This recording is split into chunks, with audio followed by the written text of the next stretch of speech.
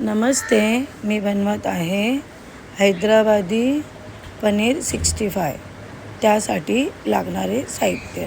मी सर्वप्रथम 200 ग्राम पनीर घेतलेले आहे.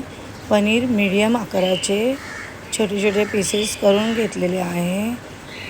त्यानंतर हळद, लाल तिखट, मीठ, धना पावडर, जिरा पावडर हे सर्व मी मिक्स करून घेते. मिक्स करून झाल्यानंतर त्यामध्ये थोडी काळी मिरी पावडर मिक्स करून घेते. त्यानंतर 2 चम्मच कॉर्नफ्लॉवर पीठ आणि 1 चम्मच मैदा हे व्यवस्थित मिक्स करून घेतल्यानंतर एका कढईमध्ये थोडंसं तेल गरम करून ते पनीरला खरपूस असं तळून घेऊया. तळून झाल्यानंतर पनीरचे पीसेस सगळे काढून घेऊया.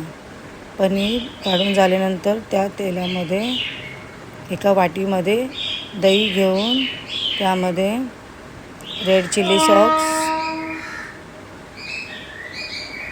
Green chilli sauce, tomato ketchup आणि सोया सॉस हे सर्व मिक्स करून घेऊया. मिक्स करून झाल्यानंतर एका कढईमध्ये थोडंसं तेल घेऊन अद्रक, कढीपत्ता आणि हिरवी याची तडका देऊन मिक्स केलेले त्यामध्ये मिक्स करून घेऊया आणि ते पनीरचे छोटे छोटे पीसेस त्याच्यामध्ये टाकून व्यवस्थित एकजीव करून घेऊया. एकजीव झाल्यानंतर तुम्ही बघू शकता किती छान टेक्स्चर दिसत आहे.